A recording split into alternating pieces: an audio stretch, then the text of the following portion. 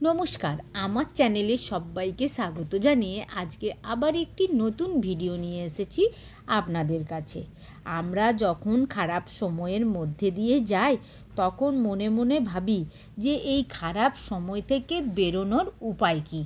কী করলে মানুষের ভাগ্যে খারাপ কিছু থাকলেও সেটা বদলে যাবে এবং ভালো কিছু হবে। এই প্রসঙ্গে শ্রীকৃষ্ণ একটি উপায় বলেন অর্জুনকে, এবং সেই উপায়টি আজ আমি আপনাদের কাছে বলে শোনাবো এই ভিডিওর মাধ্যমে। একদিন ভগবান শ্রীকৃষ্ণ ও অর্জুন দুজনে ভ্রমণে বেরালেন। চলতে চলতে তারা পথে হঠাৎ দেখলেন যে এক গরিব ব্রাহ্মণ ভিক্ষা চাইছেন। অর্জুনের সে ব্রাহ্মণকে দেখে খুব মনে দয়া আসে এবং সেই ব্রাহ্মণকে একটি স্বর্ণমুদ্রার থলি দিলেন। স্বর্ণমুদ্রার থলি পেয়ে ওই ব্রাহ্মণ অত্যন্ত খুশি হন এবং সে ভাবতে থাকে যে তার জীবনে এবার সব দুঃখ কষ্ট শেষ হবে, সে এবার সুখে শান্তিতে জীবন কাটাতে পারবে।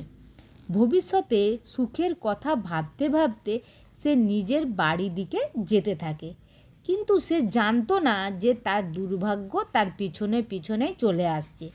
বাড়ি যাওয়ার পথে এক চোর তার হাতের থেকে ওই স্বর্ণ মুদ্রার থলিটি কেড়ে নিয়ে পালিয়ে যায়।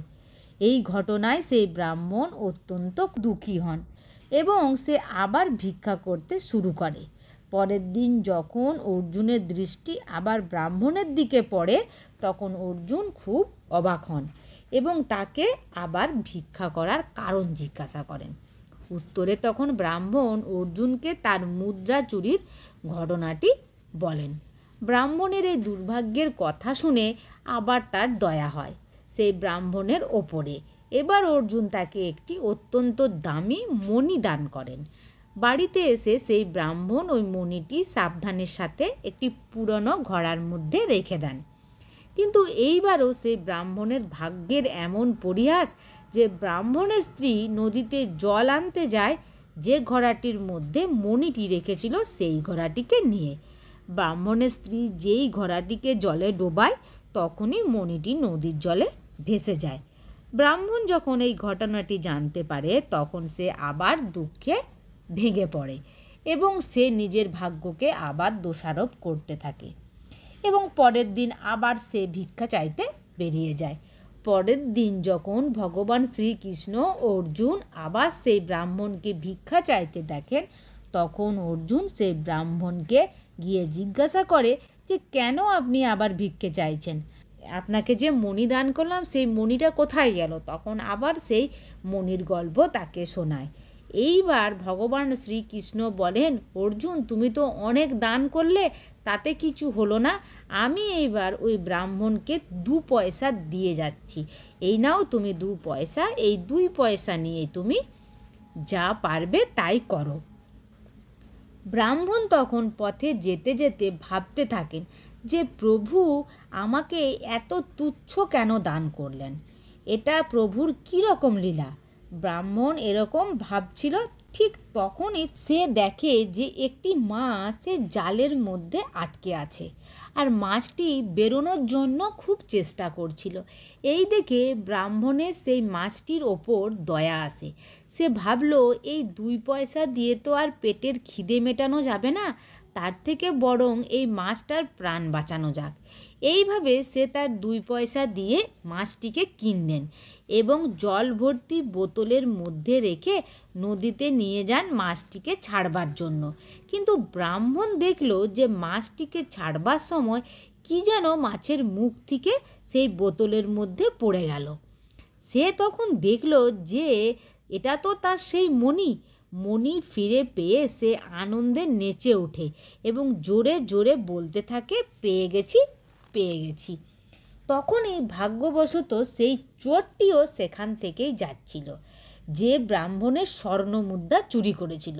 সেই চোরটিও ব্রাহ্মণের মুখে পেয়ে গেছি কথা শুনে ভয় পেয়ে যায়।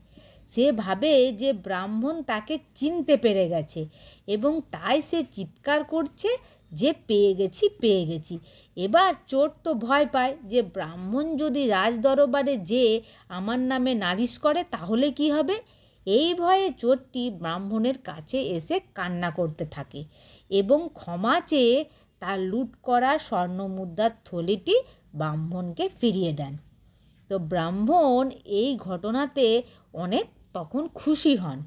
তো এই ঘটনায় ভগবান শ্রীকৃষ্ণ অর্জুনকে বলেন যে ব্রাহ্মণকে যখন তুমি থলি ভরে স্বর্ণ মুদ্রা ও মণি দাও তখন সে শুধু নিজের সুখের কথা চিন্তা করেছিল, কিন্তু যখন আমি ব্রাহ্মণকে মাত্র 2টি পয়সা দিলাম তখন সে অন্যের কথা অর্থাৎ মাছটির সুখের কথা চিন্তা করে।